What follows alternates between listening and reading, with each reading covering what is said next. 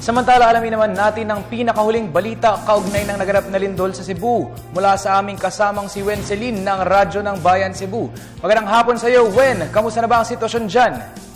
Okay, maraming salamat. At iniutos ni Regional Director Carmelita Dulango ng Department of Education Regional Office 7 sa lahat ng mga mag-aaral ng public schools ng rehiyon, ng buong Rehiyon City na walang klase bukas. Ito'y dahil sa gagawing inspection at assessment ng mga guro sa kasiraang naganap ng mga gusali ng paaralan. Sinabi ni Dulangon na bagamat walang klase, ang mga estudyante bukas, ang mga guro naman ay magre-report sa kanilang paaralan. Kanilang titingnan kung mayroon bang kasiraan ang kanilang paaralan at ang individual na classroom. Sila ay mag-a-assist ng gaano kalaki at ang liit ng kasiraan ng yaon o ng nasabing kanilang classroom upang magawan agad ng hakbang ang pagpaayos nito.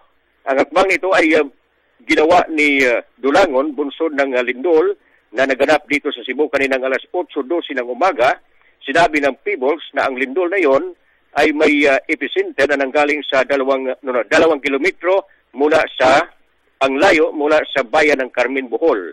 Ang lindol na yon ay siyang pinakamalakas na nangyari dito sa lalawigan ng Cebu.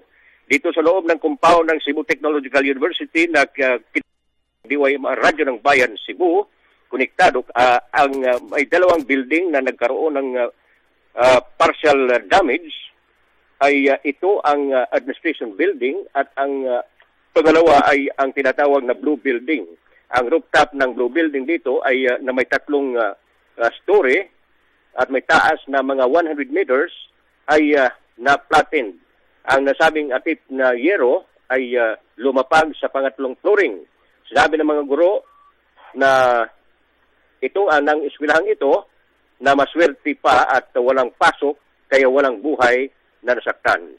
Para sa TV ng Bayan, ito si Wenceline ng DYMR, Radyo ng Bayan Cebu, konektado ka. Maraming salamat sa iyo, Wenceline.